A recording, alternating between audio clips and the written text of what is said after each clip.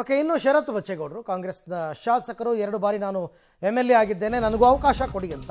ಆದರೆ ಮುಖ್ಯಮಂತ್ರಿ ಬದಲಾವಣೆ ವಿಚಾರ ಹೈಕಮಾಂಡ್ಗೆ ಬಿಟ್ಟಿದ್ದು ಅಂತ ಶರತ್ ಬಚ್ಚೇಗೌಡರ ಅಭಿಪ್ರಾಯ. ಅವರು ಕೂಡ ದೆಹಲಿಗೆ ಹೋಗಿದ್ರು. ಹೈಕಮಾಂಡ್ ತೀರ್ಮಾನಕ್ಕೆ ನಾವೆಲ್ಲರೂ ಬದ್ಧ, ಅವ್ರು ಏನು ಬೇಕಾದ್ರೂ ತೀರ್ಮಾನ ತಗೊಳ್ಳಿ.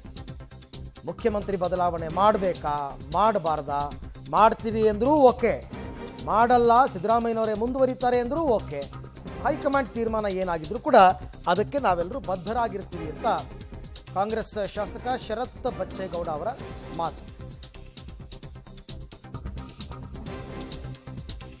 ಹತ್ರ ಹೋಗ್ಬಿಟ್ಟು ಹೈಕಮಾಂಡಿನ ಆಶೀರ್ವಾದ ಪಡ್ಕೊಬರೋಣ ಅಂತೇಳಿ ಡೆಲ್ಲಿಗೆ ಹೋಗಿ AICC ಅಧ್ಯಕ್ಷರು ಮಲ್ಲಿಕಾರ್ಜುನ್ ಖರ್ಗೆ ಸಾಹೇಬ್ರ ಹತ್ರ ಹೋಗ್ಬಿಟ್ಟು ಅವ್ರ ಹತ್ರ ಮಾತಾಡಿಕೊಂಡು ಆಶೀರ್ವಾದ ಪಡ್ಕೊಂಡು ಬರೋಕ್ಕೆ ಹೋಗಿದ್ದು. ಏನು ಆಶೀರ್ವಾದ ಸರ್? ಏನಕ್ಕೆ?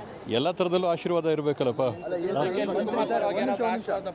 ಮಂತ್ರಿ ಆಗ್ಲಿಕ್ಕೆ ಏನಾದರೂ ಇತ್ತೀಚಿನಲ್ಲಿ ಕ್ಷೇತ್ರದಲ್ಲಿ ಆದಂಥ ನಾವು ಮಾಡ್ತಕ್ಕಂಥ ಸಾಧನೆಗಳಾಗಿರ್ಬೋದು, ಕಿಯೋನಿಕ್ಸ್ನ ಚೇರ್ಮನ್ ಆಗಿ ಮಾಡಿರ್ತಕ್ಕಂಥ ಮೊನ್ನೆಯ ಕೆಲಸಗಳಾಗಿರ್ಬೋದು, ಕಿಯೋ ಡಿವೈಸ್ನ ಅನಾವರಣ ಆಗಿರ್ಬೋದು, ಇವೆಲ್ಲವನ್ನೂ ಹೈಕಮಾಂಡಿನ ಗಮನಕ್ಕೆ ಮುಟ್ಟಿಸಿ ಬರೋಕ್ಕೆ ಡೆಲ್ಲಿಗೆ ಹೋಗಿ ಬಂದಿದ್ವಿ. ಮತ್ತು ಅವರ ಒಂದು ಆಶೀರ್ವಾದ, ಬೆಂಬಲ, ಸಹಕಾರ, ಸಹಯೋಗ ಇರಲಿ ಅಂತೇಳಿ ಅವ್ರ ಹತ್ರ ಮನವಿ ಮಾಡ್ಕೊಂಡು ಬರೋಕ್ಕೆ ಡೆಲ್ಲಿ ಹೋಗಿದ್ವಿ. ಮಂತ್ರಿ ಆಗಬೇಕು ಅನ್ನೋ ಆಸೆ ಇದೆಯಾ ಸರ್ ತಮಗೆ? ಸರ್ ನೋಡೋಣ ಅಲ್ಲಿ ಏನೇನಾಗುತ್ತೆ ನೋಡೋಣ. ಆಸೆ ಇದೆಯಾ ಸರ್? ಆಸೆ ಇದೆಯಾ? ಅದನ್ನು ಸಹಜವಾಗಿ ಎಲ್ಲರಿಗೂ ಇದ್ದೇ ಇರುತ್ತೆ. ಶಿವಣ್ಣ ಅವರು ಇದ್ದಾರೆ, ಶಿವಣ್ಣ ಅವರು ಕೂಡ ತೀರ್ಮಾನ ಅವರು ಕೂಡ ಕೇಳಿದ್ದಾರೆ, ನೋಡೋಣ ಏನಾಗುತ್ತೆ ಅಂತೇಳಿ. ಸರ್ ಈಗ DCM ಅವರು CM ಆಗಬೇಕು ಅನ್ನೋಂಥ ಆಸೆ ಬಿಟ್ಕೊಡ್ಬೇಕು ಅನ್ನೋಂಥ ಮಾತುಗಳು ಅವೆಲ್ಲ ನಾವು ತೀರ್ಮಾನ ಮಾಡಂಗಿದ್ರೆ ಆಗುತ್ತೇನಪ್ಪ. ಅವೆಲ್ಲ ಹೈಕಮಾಂಡ್ ಏನು ತೀರ್ಮಾನ ಮಾಡುತ್ತೆ, ಹೈಕಮಾಂಡ್ ಅದನ್ನ ತೀರ್ಮಾನ ಮಾಡುತ್ತೆ.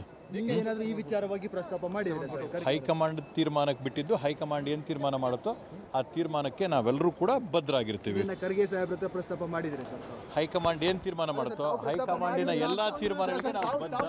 ರೈಟ್, ಅಲ್ಲಿಗೆ ಆನೇಕಲ್ ಶಾಸಕ ಶಿವಣ್ಣ, ಅದಾದ ನಂತರ ನೆಲಮಂಗಲ ಶಾಸಕ ಶ್ರೀನಿವಾಸ್, ಪರಿಷತ್ ಸದಸ್ಯ ರವಿ, ಶಾಸಕ ಶರತ್ ಬಚ್ಚೇಗೌಡ ಎಲ್ಲರೂ ಕೂಡ ಒಂದಲ್ಲ ಒಂದು ರೀತಿಯಲ್ಲಿ ಮಂತ್ರಿ ಸ್ಥಾನದ ಆಕಾಂಕ್ಷಿಗಳೇ, ಜೊತೆಗೆ DK ಪರ ಬ್ಯಾಟ್ ಬೀಸಿದ್ದಾರೆ.